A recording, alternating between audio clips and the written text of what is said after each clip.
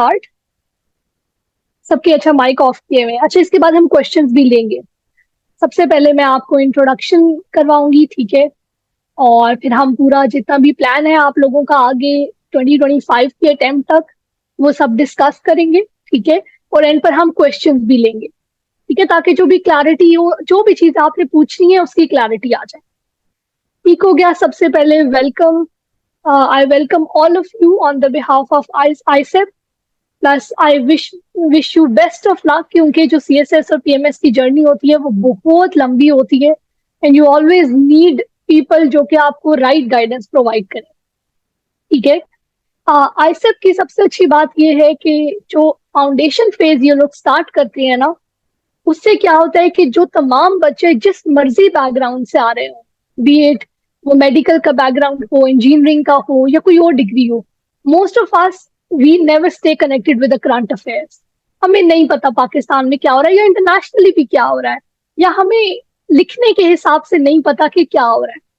तो सबसे अच्छी बात आईसेप की ये है कि जब वो स्टार्ट करवाते हैं तो वो सबको एक बेस लाइन पर जरूर लेकर आते हैं। और वो फाउंडेशन फेज जो है वो सिर्फ बेस लाइन क्रिएट नहीं करता, वो आपको प्रिपेयर करता है हर अगले सब्जेक्ट के साथ। और मैं आपके साथ अपनी खुद की एग्जांपल शेयर करूंगी कि कैसे उन तमाम बुक से जो आपको पढ़ाएंगे फाउंडेशन फेज में, वो तमाम चीजें कैसे मैंने अपने पेपर्स के अंदर खुद इनकॉर्पोरेट की थी, और how it adds value to your papers, ठीक है। तो लेट्स स्टार्ट फॉर्मली। तो बुक कर ले। अच्छा, आई होप कि आप लोगों को स्लाइड्स अपीयर हो रही होंगी, मैंने शेयरिंग का ऑप्शन ऑन किया हुआ है। अच्छा, तो आईसेप के अंडर इस ईयर में हम लोग तीन सीएसएस 2023 के क्वालिफायर्स हैं जो आप लोगों के साथ डायरेक्टली एसोसिएटेड रहेंगे थ्रू आउट योर जर्नी। जो भी आपका क्वेश्चन होगा, किसी चीज से रिलेटेड कोई हेल्प चाहिए होगी, आपको एंजाइटी हो रही होगी, समझ नहीं आ रहा होगा, लग रहा होगा कि टाइम बहुत जल्दी गुजर रहा है और कुछ याद नहीं हो रहा, ठीक है, या स्केड्यूल नहीं बन रहा, नोट्स नहीं बन रहे, जो भी इशू होगा, we three of us will stay connected. इसमें मैं हूँ, I been allocated to Pakistan administrative service. I got 17 position. हमारे साथ डॉक्टर शहरबानो भी हैं जो कि जिन्होंने सेकंड पोजीशन ली है, और हसनात भी हैं जिन्होंने 8th पोजीशन ली है, ठीक है। So we three would be here to guide you directly और indirectly in any manner possible. तो आपको क्या इससे फायदा होता है कि जो रीसेंट क्वालिफायर्स होते हैं, they have pass through that stressful environment of exam, तो उन्हें पता होता है कि चीजें कैसे लेकर चलनी है। तो जो आपके इश्यूज होंगे वो सेम इश्यूज हैं जो हमने भी फेस किए। कोई हम आसमान से नहीं उतरे, कोई भी आसमान से नहीं उतरता। वो जो एंजाइटी है, वो जो स्ट्रेस है, you keep on feeling that you don't know anything, and by the end आप रिटर्न के लिए बैठोगे, आपको तभी फील हो रहा होगा कि अभी भी प्रेपरेशन में कोई कोई लैक्सिटी है, कुछ रहता है, अभी भी कोई कमी है। तो this is something that everybody passes through, ठीक है। तो आपको एज क्वालिफायर्स हम बहुत अच्छे से साथ गाइड कर सकते हैं कि this is something that is not different, आप अकेले नहीं गुजर रहे, तो उससे हौसला हो जाता है, आपके क्वेरीज और क्वेश्चन आंसर हो जाते हैं। All right. अच्छा, सो क्वेश्चन इज कि आप लोगों ने क्योंकि अभी ज्वाइन किया है, तो you it might be in your mind कि इतने थोड़े से टाइम पीरियड के अंदर कैसे कवर होगा, कैसे एकेडमी इस टाइम पीरियड के अंदर आपको कवर कराएगी, या आप कर पाओगे या नहीं कर पाओगे। तो टू बी वेरी ऑनेस्ट, आप लोग देखो कि आप लोग अब शुरू कर रहे हो और बाय द एंड आपका फरवरी के एंड पर एग्जाम होगा, तो you have around 8 months, 8.5 months। उसके उसके मुताबिक आपका आपके पास मोर देन एम्पल टाइम है। आई वुड नेवर सजेस्ट कि इससे ज्यादा टाइम किसी को लगाना चाहिए। उसका रीजन सबसे बड़ा ये है कि जर्नी लंबी हो जाती है, एग्जॉस्टिंग हो जाती है, और जब एग्जॉस्ट हो जाते हो तो प्रोडक्टिविटी बहुत कम हो जाती है। So you have joined at the right time, so there is no need to panic at all. आपको शायद ये लगेगा कि आपसे कई साल पहले वाले आपके साथ एग्जाम दे रहे हैं, या सेकेंड या थर्ड अटेम्प्ट वाले एग्जाम दे रहे हैं, और आपकी तो प्रिपरेशन जीरो से शुरू हो रही है। तो ऑल थ्री ऑफ अस जो हम लोग आईसेप के साथ एसोसिएटेड है, हम सबकी फर्स्ट अटेम्प्ट थी, और मोर और लेस सबका सेम यही 5 to 6 months का प्रिपरेशन टाइम पीरियड था, ठीक है। आप लोगों को 2 months एडिशनल मिल रहे हैं, which is a very good thing, ठीक है। जो कि एडिशनल है आपको प्रैक्टिस में, मॉक्स में हेल्प करेगा, ठीक है। एक एक चीज करके हम डिस्कस करेंगे कि कैसे लेकर चलेंगे। तो क्या ये पॉसिबल है कि 4 months में या 5 months में या 6 months में? देखिए, कोई भी चीज मुश्किल या आसान नहीं होती। Everything is made so. आप लोग जितना एफर्ट डालोगे उतना आपके लिए आसानी पैदा होगी। और वो भी फर्स्ट अटेम्प्ट में it seems difficult but it is possible. हर चीज पॉसिबल है if you put in the effort. क्योंकि हम तीनों की टाइमलाइन मोर और लेस 5, 6 या 8 मंथ से ज्यादा की नहीं है, ठीक है। तो अब जब नया एस्पायरेंट आता है, जैसे आप लोग आए हो, तो आप लोगों के लिए कौन कौन सी चीजें होंगी, कैसे सीएसएस की जर्नी चलेगी। टोटल आपके 12 सब्जेक्ट्स हैं, जिसमें आपके 6 कंपल्सरी सब्जेक्ट्स हैं और 6 ऑप्शनल सब्जेक्ट हैं। जो 6 कंपल्सरी सब्जेक्ट्स होते हैं ना, इनमें क्या इश्यू होता है कि ये पास करने मुश्किल है, ठीक है। जो आपके ऑप्शनल सब्जेक्ट होते हैं वो पास तो इजीली हो जाते हैं, लेकिन उसका स्कोर बहुत इंपॉर्टेंट है, क्योंकि उनके स्कोर से आपकी एलोकेशन डिसाइड होती है कि आप किस ग्रुप में एलोकेट होंगे। All right. तो आपके जो 6 सब्जेक्ट्स हैं वो है आपका इंग्लिश ऐसे, जिसका फेलियर रेट सबसे ज्यादा है, ठीक है। इसकी आपको प्रॉपर प्रिपरेशन कराई जाएगी। एंड पे मैं आपके साथ एग्जाम्पल भी शेयर करूंगी कि कैसे एवेलुएशन की जाती है। ऐसे का ये होता है कि आपको अगर एक बार स्ट्रक्चर समझ आ जाए तो उसके बाद एवेलुएशन है, और बड़ी इन डेप्थ एवेलुएशन आईसेप का प्लेटफॉर्म आपका साथ साथ करता रहेगा। क्योंकि जो टीचर्स या जो इंस्ट्रक्टर्स आपके लिए आईसेप ने अरेंज किए हैं वो बहुत अच्छे हैं। I been personally in touch with them. और सर आमिर अयूब से तो स्पेसिफिकली मैंने बहुत कुछ सीखा है throughout the journey preparation. He is an excellent mentor, excellent teacher, और उनका जो नॉलेज है वो इतना ज्यादा है कि I would suggest you people take it from me, कि जब वो क्लास पढ़ा रहे हो आपको, बेशक किसी बुक की समरी पढ़ा रहे हो या कुछ भी बता रहे हो, उसमें वो कुछ भी एज एन एग्जाम्पल भी कोट करें ना कि फलां बुक ये कहती है या फलां बंदा ये कहता है, राइट इट डाउन। वो आपको कहते हैं कि लिखना है या नहीं लिखना, राइट इट डाउन। क्योंकि that is what I use to do. कि आपको अगर ऐसा टीचर मिल जाए जिसका नॉलेज बहुत ज्यादा हो और आपके पास इतना नॉलेज ना हो, और ना आपके पास टाइम भी ना हो कि आप ये चीजें इतना इन डेप्थ नॉलेज अकमुलेट कर सको, तो take it from those teachers जो वो पढ़ा रहे हो, write it down on your register उसी टॉपिक के साथ, और make it a quotation, make it a reference point, make it a stat और एनीथिंग, ठीक है। तो ये आपके 6 सब्जेक्ट्स हो गए, जिसमें से सेकंड जो मोस्ट हिटिंग सब्जेक्ट होता है वो इंग्लिश प्रेसी का होता है। उसमें भी मोर और लेस ये है कि एक सिंपल सी हर हर उसके पार्ट की एक एक सिंपल सी टेक्निक है, वो आपको सिखा दी जाएगी, तो फिर सिर्फ और सिर्फ प्रैक्टिस रह जाएगी, ठीक है। आप लोगों को जिस चीज में वीकनेस महसूस हो रही हो कि आपको नहीं समझ आ रही, do question again and again, क्योंकि आपके 6 to 8 मंथ दोबारा वापस नहीं आएंगे, ठीक है। तो be honest to yourself, to your parents, to your money, to your institute, to your teachers to.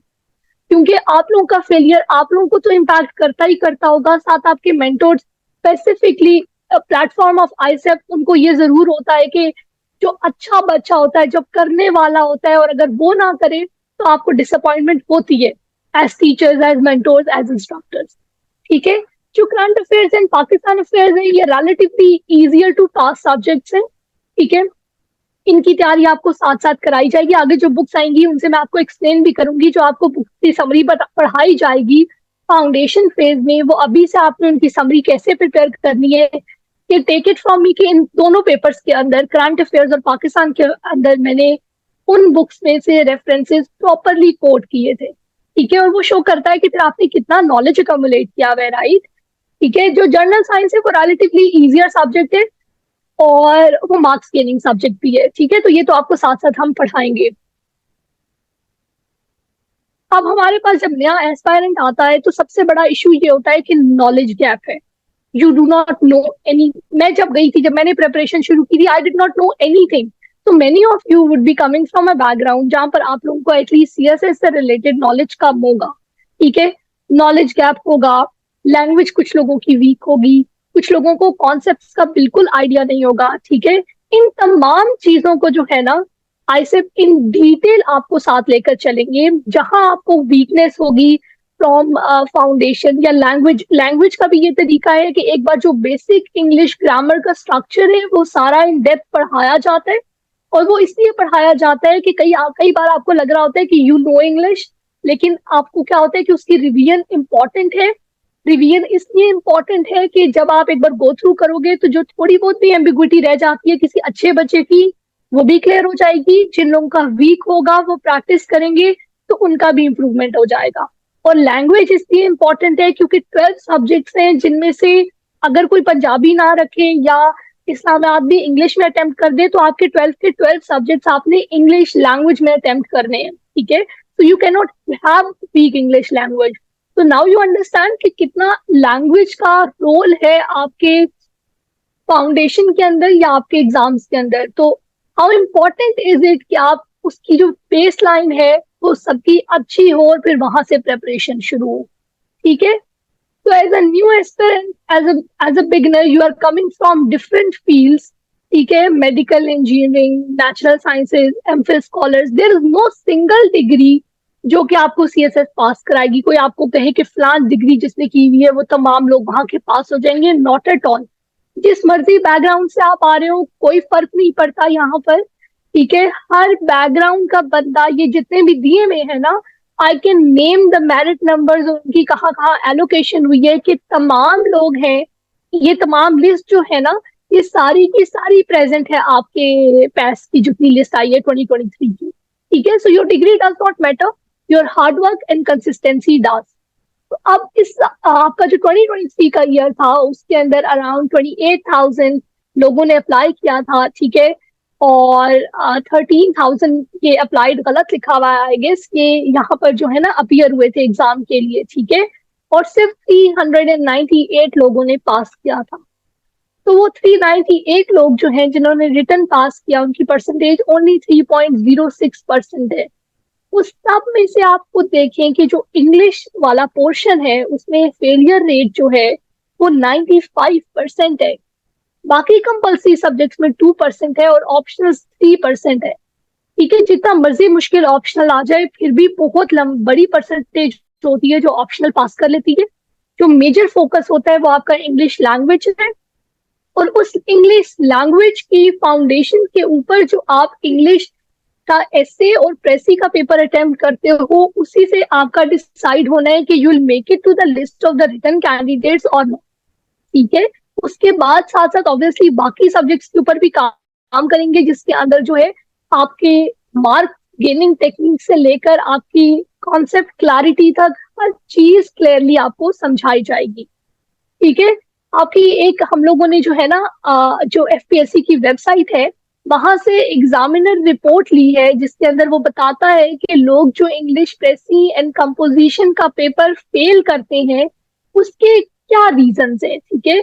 हर 2 या 3 सालों के बाद या 2 सालों के बाद एक एग्जामिनर रिपोर्ट आती है, जिसके अंदर एग्जामिनर ओवरऑल जितने पेपर्स चेक किए हैं उसका एक एनालिसिस बताता है कि ये चीजें मिसिंग थी और इन चीजों पर फोकस नहीं किया गया। लेट्स जस्ट स्टार्ट रीडिंग एक एक लाइन और फिर मैं आपको एक्सप्लेन करती जाती हूँ कि how important is everything to be considered while preparing for CSS। तो वो कहता है कि the candidates ability and performance in language skills in the script presented a dismal picture. वो ये कह रहे हैं कि जो आपकी इंग्लिश लैंग्वेज है वो बहुत वीक थी, ठीक है। इसलिए हम जो है फाउंडेशन फेज में इंग्लिश बेशक अच्छी है बुरी है, तमाम लोग, I had a very good English foundation. मेरा पूरा जो स्कूलिंग का करियर है वो इंग्लिश की बेसिस पर ही था, but I went through this English foundational phase जिसमें मैंने तमाम ये जो आपकी टेंसेस की एक्सरसाइजेस होती हैं, टेंसेस की कन्वर्जन हो गई, एक्टिव पैसिव की एक्सरसाइजेस हो गई, ये तमाम I had gone through every phase, ताकि जो बेस लाइन है वो एक बार रिफ्रेश हो जाए, ठीक है। Everybody needs that refreshing of memory, ठीक है। फिर दूसरी बात ये करता है कि जो मिस्टेक्स आ रही हैं वो टेंस के अंदर, सब्जेक्ट वर्ब एग्रीमेंट के अंदर, आपके pronominal voice higher tendency of using idioms with literal meanings, over generalisation of grammatical rules. आपको पता चलेगा कि जब आप प्रेसी और कंपोजिशन का पेपर देखते हो ना, तो उसमें सिर्फ प्रेसी नहीं है, उसमें 20 मार्क्स का प्रेसी का क्वेश्चन है। प्रेसी ये होता है कि आपने एक पैराग्राफ को रीड करके उसको 1/3 उसकी क्वांटिटी जो है ना 1/3 रिड्यूस करनी है, और सेम वर्ड्स रिपीट नहीं करने होते, और आइडिया रीजनरेट करना होता है कि पूरे पैराग्राफ में वो क्या कह रहा है, जिसको हम एग्जेक्टिव समरी भी कह सकते हैं। कंपोजिशन 20 मार्क्स का क्वेश्चन होता है, जिसके अंदर उसने दिया हुआ होता है कि क्वेश्चन आपने पैराग्राफ से ही देखकर आंसर करने हैं, ठीक है। और 10 मार्क्स की ट्रांसलेशन होती है, और बाकी जो है वो ग्रामर के रूल्स हैं, ईडियम्स आ जाते हैं जिनका वो जिक्र भी कर रहे हैं कि ईडियम्स यूज ऐसे किए हुए हैं कि जिस तरह ईडियम लिखा हुआ है उसको, उसका लिटरल मीनिंग, जो उसका ओरिजिनल मीनिंग है उसकी जगह उसके जो वर्ड्स की मीनिंग है, जो लिटरल मीनिंग है, उनको डायरेक्ट यूज कर लिया गया है। ठीक है, सेम वो पंक्चुएशन का भी एक पैराग्राफ आया हुआ होता है, तो is mentioning each and everything. ठीक है, कि प्रेसी पेपर क्यों फेल हो रहा है, कि बेसिक इंग्लिश ग्रामर जिसमें पंक्चुएशन भी आ जाती हैं, ग्रामर के रूल्स आ जाते हैं, टेंसेस आ जाते हैं, आपकी इडियम्स आ जाते हैं, ये सब कुछ वीक है। ठीक है, और फिर वो एक्सप्लेन भी करता है कि प्रेसी राइटिंग क्या होती है, कैंडिडेट्स को must focus on clarity of concepts and creativity. ठीक है, और ये चीज सिर्फ और सिर्फ प्रैक्टिस से आती है। अब वो पूरा जो पहले बताया है ना, उसकी एक्सप्लेनेशन दे रहा है एक आपको पिरामिड के फॉर्म में, कि basic sentence structure, grammatical issues, absence of analytical ability, these are the three things that fail a candidate। ठीक है, यहाँ एक चीज और क्लियर कर दूं कि सीएसएस में जो आपने सुना होगा, कि बहुत ही ज्यादा सुना होगा कि इंग्लिश बहुत अच्छी होने की जरूरत है।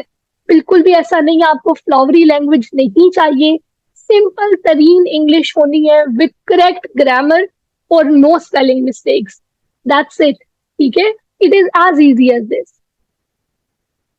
देखिए यहाँ पर दोबारा लिखा भी हुआ है कि how can a person crack CSS, how simple is it, कि आपकी फ्लॉलेस इंग्लिश हो। फ्लॉलेस इंग्लिश का मतलब वही है, I am repeating it again and again, ताकि अभी से आपके माइंड में बैठ जाए कि कोई बहुत मुश्किल इंग्लिश नहीं चाहिए, सिंपल और correct English with correct grammar and no spelling mistakes. Clarity in expression, कि जो आप कहना चाह रहे हो वो क्लियर कट लिखा हो, कि जो आइडिया आपके माइंड में है वही आइडिया आपके पेपर पे रीजनरेट हो, और जब आपका एग्जामिनर वो पेपर रीड करे तो सेम आइडिया उससे वो इन्फर करे।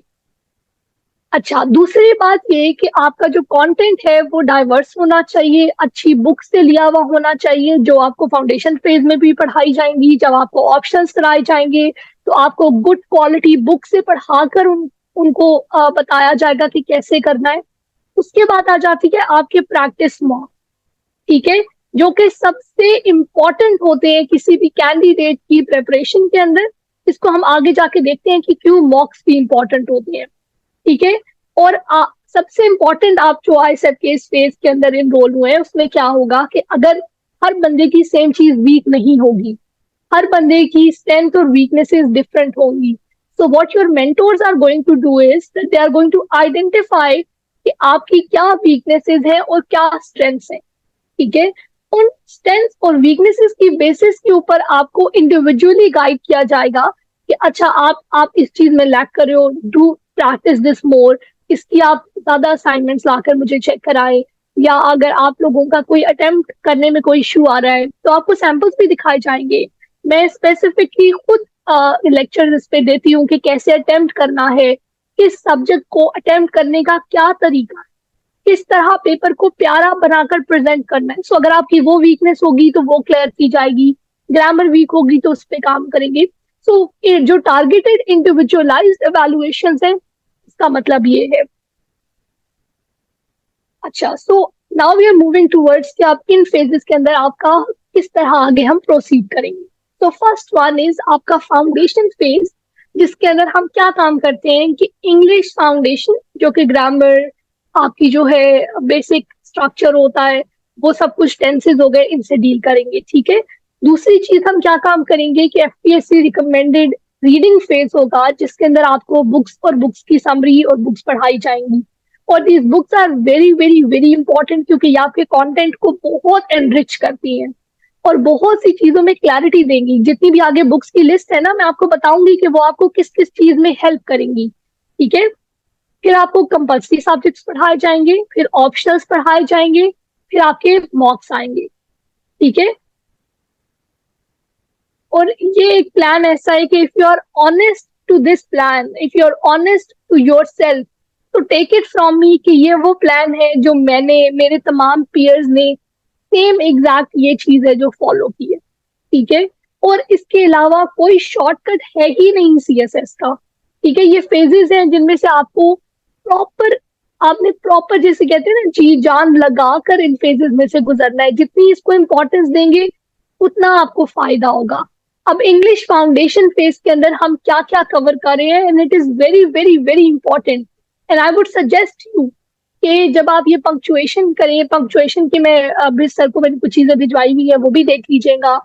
ठीक है, 50 आपके लेक्चर्स होते हैं बेसिक इंग्लिश ग्रामर के, ठीक है, जिसमें आपको tenses, active passive, narrations, punctuations. अब आप देखें जो आपके नरेशंस है ना, ये आपके पेपर में आते हैं, डायरेक्ट क्वेश्चन आ जाता है 5 या 10 मार्क्स का। पंक्चुएशन का 5 मार्क्स का आपका आता है पेपर में क्वेश्चन। आर्टिकल्स जो है वो इसलिए इंपॉर्टेंट है क्योंकि ऐसे के अंदर जब आप पहली स्टेटमेंट लिखते हो, अपना टॉपिक सेंटेंस लिखते हो, उसके बाद आपको वो आगे बताएंगे, परेशान होने की जरूरत नहीं है। जब आप पहली लाइन लिखते हो तो उनके अंदर ही अगर आप आर्टिकल्स की गलती करोगे, तो मैं अपनी एग्जांपल भी शेयर करती हूँ कि मुझे दा का एग्जैक्ट यूज नहीं आ रहा था क्योंकि कई जगहों पर मैं दा का गलत यूज कर रही थी। तो दैट फेज में आपने जब ये याद करना होता है, आपको क्लैरिटी आनी होती है कि अच्छा ये आर्टिकल सिर्फ यहाँ यूज हो सकता है, तो बहुत इंपॉर्टेंट है। क्योंकि जो पहला दा अगर आप गलत लगा देते हो अपने ऐसे की पहली लाइन के अंदर ही, तो see how bad of an impression that leaves, right. Translation का पूरा एक क्वेश्चन आता है आपके प्रेसियन कंपोजिशन में 10 मार्क्स का, प्रेपोजिशन का 5 मार्क्स का क्वेश्चन आता है proper. So this is not a waste of time, बिल्कुल भी नहीं है, ये बहुत इंपॉर्टेंट है, and I can not emphasize more on this. ठीक है, ये नीचे कुछ एग्जांपल्स भी दिए हुए हैं कि किस तरह आपको जो है एक्सरसाइजेस भी किस तरह गो थ्रू करवाई जाएगी, आपकी आपकी ट्रांसलेशन की, आपकी टेंसेस की, आपकी नरेशन की, ये तमाम आपने करनी है। क्योंकि टू बी वेरी ऑनेस्ट, मुझे लगता है कि मेरे पास शायद अभी भी वो रजिस्टर भी पड़ा होगा कि जिसके ऊपर मैंने तमाम टेंसेस और नरेशन की कन्वर्जन की थी, और वो पूरा रजिस्टर ही सेपरेट था जिसपे सिर्फ इनकी प्रैक्टिस हुई हुई थी। ठीक है, अब इंग्लिश ऐसे का क्या है कि इंग्लिश ऐसे में ना कुछ चीजें हैं जो आपका एग्जामिनर अपनी रिपोर्ट में कहता है। पहली बात वो ये कहता है कि कैंडिडेट्स क्या काम करते हैं कि वो सेम मटेरियल जो इंटरनेट के ऊपर जो आपको इंस्टाग्राम या उनके ऊपर सेम रिपीटेड शेयर किया हुआ मटेरियल जो होगा या इंफॉर्मेशन जो होगी, कैंडिडेट्स क्या काम करते हैं कि उस इंफॉर्मेशन को रीजनरेट करते हैं बार बार। जब उस इंफॉर्मेशन को बार बार रीजनरेट करते हैं, वो क्रैम अप मटेरियल सेम हो जाता है। जब पेपर आगे पीछे सबका सेम होगा तो मार्क्स नहीं मिलेगा। ठीक है, दूसरी बात क्या होती है कि आप लोगों ने जेनेरिकली पढ़ लिया कि क्लाइमेट चेंज क्या होता है, लेकिन उसने ऐसे में ये पूछ लिया है कि क्लाइमेट चेंज के फ्यूचर में इम्पैक्ट्स क्या होंगे।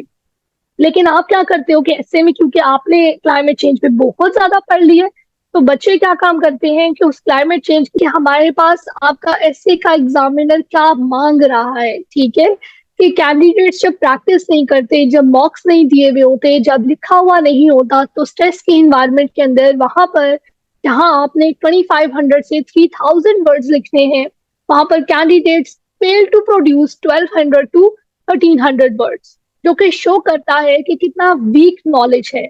So now understand कि how important is it to have diverse knowledge that will help you in your essay। और जहां आपने अर्ली ऑन नॉलेज इकट्ठा किया हुआ होता है, वो आपका जल्दी मटीरियलाइज होता है और वो इजीली रिप्रोड्यूस होता है आपके पेपर के ऊपर। ठीक है, बस वो रिपीटेड वही बात कर रहा है कि एंड पर दोबारा यही कि इजीली अवेलेबल जो रिसोर्सेज होती है ना, जो बुक से कंसल्ट, जो आम बुक से, गाइड बुक से कंसल्ट की हुई रिसोर्सेज होती हैं, जो कि एफपीएससी रिकमेंडेड बुक्स नहीं है, जब आप उनसे प्रोड्यूस करते हो तो वो रेपिटेशन हो जाती है, वो दैट लैक्स ओरिजिनल थिंकिंग। और तीसरी बात ये कि बच्चा उसमें क्रिटिकल एवेल्युएशन यूज ही नहीं करता, because there is no need. आपने जब रट्टा लगाया हुआ है तो फिर क्या critical evaluation, right. And then he is also saying कि there were grammatical errors, mistakes, subject verb agreement, verb tense and conjugation of verb। So now you understand कि कितना important है इंग्लिश का फाउंडेशन फेज, क्योंकि आपने जिस language के अंदर 12 सब्जेक्ट अटेम्प्ट करने हैं उसमें गलतियां नहीं हो सकती। ठीक है, फिर आपके पास आ जाती है एफपीएससी की रिकमेंडेड रीडिंग्स बाय आईएसएफ, जो कि this is my favourite part. तो मैं आपके साथ एग्जांपल्स शेयर करती हूँ कि मैंने किस तरह किस किस पेपर के अंदर इनमें से एग्जांपल्स यूज किए। तो आपका जो है ना यूएल नोआ हरारी की जो बुक है 21 lessons for the 21st century, ये मोस्टली आपकी एआई, आर्टिफिशियल इंटेलिजेंस के अराउंड है। आपका पूरा एक ऐसे जो है वो आता ही आर्टिफिशियल इंटेलिजेंस पर है और आगे भी आएगा। ठीक है, तो ये आपका एक पूरा एक थीम है और ये बुक बहुत सिंपल और इजी लिखी हुई है। तो जब आपको सर ये पढ़ाएंगे तो आई वुड सजेस्ट कि इसकी समरी, एटलीस्ट समरी जो है वो अच्छे वर्ड्स के अंदर आप जो को अपने सेपरेट लिख लें और then use it as quotation, as references. ठीक है, तो वो आपको बहुत हेल्प करेगी। तो ये तो आपका पूरा ऐसे का एक थीम है जो सिर्फ इसी बुक से प्रिपेयर होता है। ठीक है, क्योंकि और कहीं पर इतना अच्छा नहीं दिया हुआ डिटेल के अंदर जहां पर आपको ये बताया गया हो कि कैसे आपका जो है एआई जो है फ्यूचर पर इम्पैक्ट करेगा, जॉब मार्केट्स पर, लोगों पर, हर चीज पर। ठीक है, तो this will help you do in your एसे। दूसरी चीज हो गई Pakistan beyond the crisis state, जो कि मलिहा लोधी की बहुत अच्छी बुक है।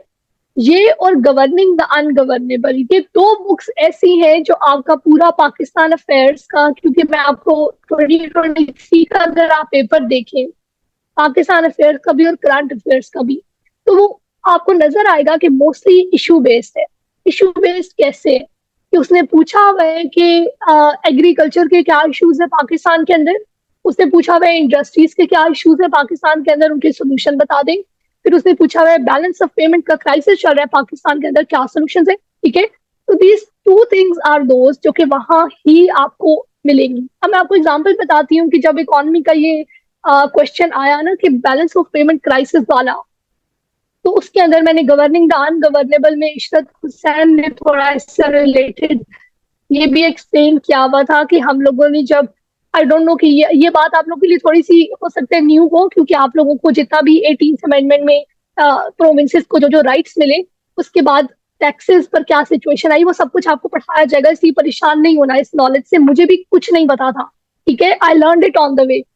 अच्छा, तो वो उसमें ये बताते हैं कि आपका जो है ना प्रोविंसेस, तो 18th अमेंडमेंट में क्या हुआ कि पावर्स जो थी वो उन्होंने प्रोविंसेस को आगे ट्रांसफर कर दी, लेकिन the provinces did not have the capacity enough के जितनी पावर्स ट्रांसफर की गई पंजाब के अलावा किसी प्रोविंस में कैपेसिटी नहीं थी कि उस पावर को वो प्रॉपरली एंगेज या मटीरियलाइज कर पाते। ठीक है, तो प्रोविंसेस के लिए डिफिकल्टी हो गई, जिसके अंदर वो एक स्टार्ट देते हैं कि जितनी भी हमारे पास टैक्स रेवेन्यू जनरेट होता है उसमें सिर्फ और सिर्फ आपके जो प्रोविंसेस होते हैं 1.1% कॉन्ट्रीब्यूट करते हैं, which is very less as compare to the rest of the amount. ठीक है, so this is the one example that I used in my paper, जो कि आपका है भी, जो कि balance of payment crisis mostly यही है कि इकोनॉमी,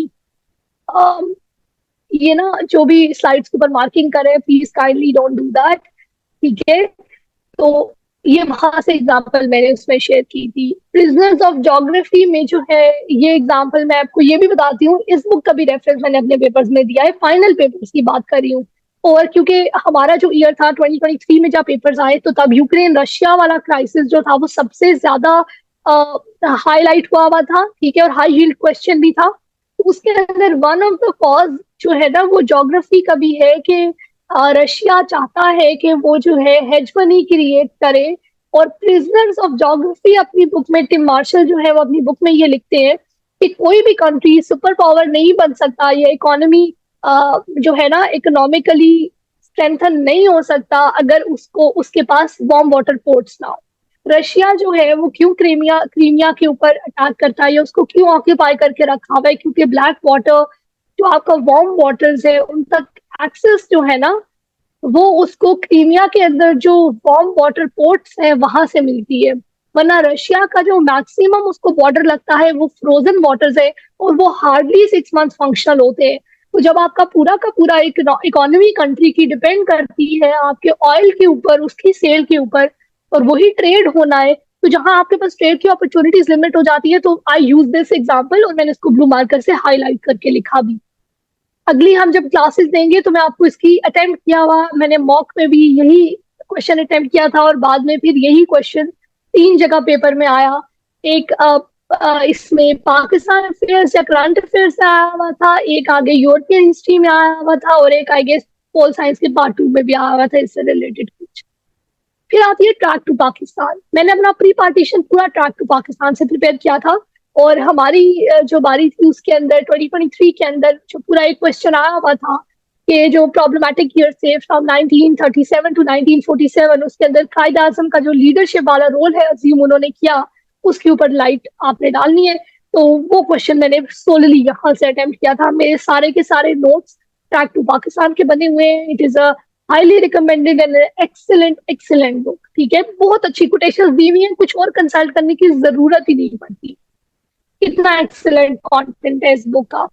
ठीक है, फिर आपका क्वेश्चन आ जाता है फॉरेन पॉलिसी वाली, ये बुक आ जाती है जिसका जो आपको हेल्प करेगी आपके पाकिस्तान अफेयर्स के अंदर, आपके करंट अफेयर्स के अंदर, आपके पॉलिटिकल साइंस के पेपर 2 के अंदर। वहां एक प्रॉपर क्वेश्चन आता है इससे रिलेटेड। ठीक है, तो आपके ये 3 बहुत इंपॉर्टेंट क्वेश्चन जो है ना वो यहाँ से अटेम्प्ट होंगे। ठीक है, और द मेकिंग ऑफ पाकिस्तान भी बिल्कुल उसी तरह है जिस तरह ट्रैक टू पाकिस्तान है, लेकिन this book will slightly help you a little bit more in आपके एसए के अंदर भी। ठीक है, तो ये बुक्स बड़ी इंपॉर्टेंट है और इन बुक्स के तमाम रेफरेंसेस जो हैं मैंने अपनी यूज किए हैं अपने पेपर्स के अंदर। नेक्स्ट हम जब लेक्चर करेंगे ना, मैं सर से कहूंगी जब हम लोग अपने पेपर अटेम्प्टिंग टेक्निक्स का लेक्चर करेंगे ना, तो मैं उनसे कहूंगी कि मुझे एक बार बस रिमाइंड करा दें, तो मैं आपको इनकी एग्जांपल्स शो करूंगी कि how I incorporated these in my papers. ठीक है, अच्छा, मैंने आपको ये एक्सप्लेन कर दिया कि कैसे ये रेफरेंसेस जो हैं मैंने यूज किए अपने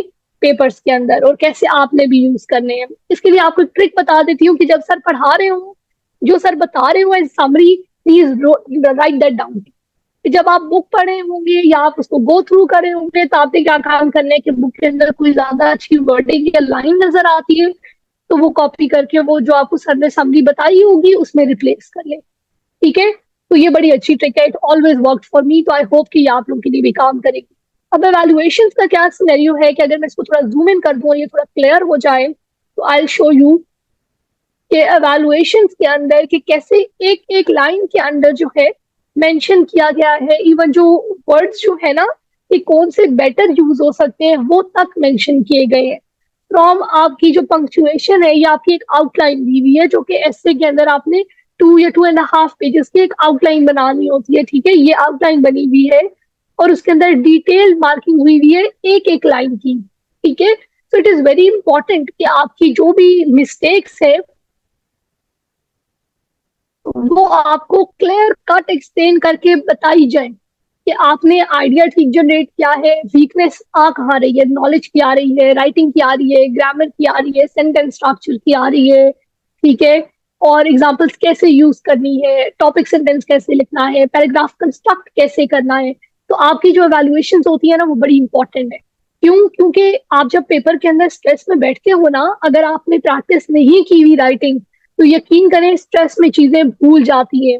और वहां क्या होता है कि क्योंकि रिवीजन का टाइम कम होता है, एक दिन में 2 पेपर्स होते हैं, तो इट बिकम्स वेरी डिफिकल्ट कि आप उस स्ट्रेस को भी हैंडल करो और फिर आपने अगर इवैल्यूएशन नहीं की हुई तो उस प्रैक्टिस के बगैर आप पेपर में बैठ जाओ और आप कहो कि I can pass it after this, तो इट बिकम्स वेरी डिफिकल्ट। ठीक है, तो इसके लिए हमेशा जो है मैं एक लाइन कहती हूँ कि it is better to sweat in peace and to bleed in war. जितनी भी प्रेपरेशन करनी है वो वॉर में जाने से पहले कर लें, जितनी भी प्रैक्टिस करनी है वो इस वॉर में जाने से पहले कर दें, ताकि you do not bleed on the paper. ठीक है, वहां पर ताकि आपको सक्सेस ही मिले। तो आपका जो प्रॉपर चलेगा, आपका जितना भी ये प्रोसेस चलेगा, उसमें फाउंडेशन फेज होगा 1.5 मंथ्स का। ठीक है, और फाउंडेशन फेज के अंदर जो है आपको शायद पाकिस्तान अफेयर्स, सर से मैं यही डिस्कस करी थी, पाकिस्तान अफेयर्स भी स्टार्ट करवाया जाएगा ताकि जो है आप लोगों का अ, जो है आपका ट्रस्ट बना रहे, ताकि आपको ये ना लगे कि you are doing something futile. लेकिन मैंने मोर और मोर अगेन एंड अगेन मैंने यही कोशिश की है कि मैं आपको बताऊं कि ये फ्यूटाइल नहीं है, इट इज वेरी इंपॉर्टेंट। और आई डिड दिस, मैं इसलिए नहीं कह रही कि मैंने खुद किया है तो मुझे पता है कि ये इंपॉर्टेंट है तो ये करना है। ठीक है, तो आपको इस फाउंडेशन फेज के अंदर आपका इंग्लिश के 50 लेक्चर्स, आपके 200+ टर्मिनोलॉजीज, जितनी भी वर्ड्स हो गए, आपका लिबरलिज्म हो गया, आपका फेमिनिज्म वर्ड हो गए, जितनी भी आपके वर्ड्स हैं ना, टर्मिनोलॉजीज है, वो सब आपको वो सिखाई जाएंगी। उसके अलावा 15+ रिकमेंडेड बुक्स हैं, वो उनकी समरीज जो है वो कंपाइल की जाएंगी। उनका मैं सजेस्ट करूंगी कि मेक अ सेपरेट रजिस्टर, और जब भी आपको आगे करंट अफेयर्स, पाकिस्तान अफेयर्स के वो टॉपिक्स पढ़ाए जाएं तो यूज रेफरेंसेस फ्रॉम दैट। फिर आपको 5 मंथ्स के जो है आपको जो है कंपल्सरी और ऑप्शनल जो है वो कंप्लीट करवाए जाएंगे, और फिर आपके 1.5 मंथ जो है वो आपको रिग्रेस मॉक्स देने होंगे। ठीक है, जब आप मॉक्स दोगे तो सारी लर्निंग मॉक्स के साथ साथ हो जाएगी, इसलिए बहुत परेशान नहीं होना, साथ हर एक एक चीज पे हर स्टेप पे आपको गाइड करेंगे। ठीक है, अब जब आप ये वाला फेज, क्योंकि अब आप शुरू करने लगे हो, ठीक है, क्योंकि साथ साथ हर फेज से पहले हम लेक्चर रख के उसकी पूरी एक्सप्लेनेशन के कौन सा सब्जेक्ट कैसे डील करना है वो करेंगे, इसलिए मैं फाउंडेशन फेज का ज्यादा डिटेल में इसलिए बता रही हूँ क्योंकि अब आप वो शुरू करने लगे हो। ठीक है, इसमें क्या होगा कि एक बार जब आप थोड़ा सा पढ़ लोगे, थोड़ा नॉलेज आ जाएगा, पूरी अंडरस्टैंडिंग हो जाएगी कॉन्सेप्ट्स की, तो आपका कॉन्फिडेंस डेवलप होगा। कॉन्फिडेंस डेवलप होगा तो आपकी प्रिपरेशन को स्पीड अप होगी। ठीक है, और जब स्पीड अप होगी तो आपका इंटरेस्ट बना रहेगा, और वो फिर इंटरेस्ट जो है वो finally leads to success, right. अच्छा, उसके साथ साथ क्या होगा कि कई लोगों का बेसिक नॉलेज नहीं होगा, वो डेवलप करेंगे। जो जो डेफिशिएंसी इंडिविजुअली एग्जिस्ट कर रही होगी उस पर फंक्शन, उस पर एक्ट करेंगे, उसको बेहतर करेंगे। और आपसे आगे प्रिपरेशन कैसे करनी है, इवन स्केड्यूल कैसे बनाना है, वो तक हम बताते हैं साथ साथ। ठीक है, तो you do not have to feel कि किसी भी पॉइंट के ऊपर के आपने अब ज्वाइन कर लिया है तो you are all on your own. ICEP treats all the students as a family. तो उस फैमिली में हम ये करते हैं कि जिस बंदे को जिस चीज की सबसे ज्यादा रिक्वायरमेंट होती है ना, हम उस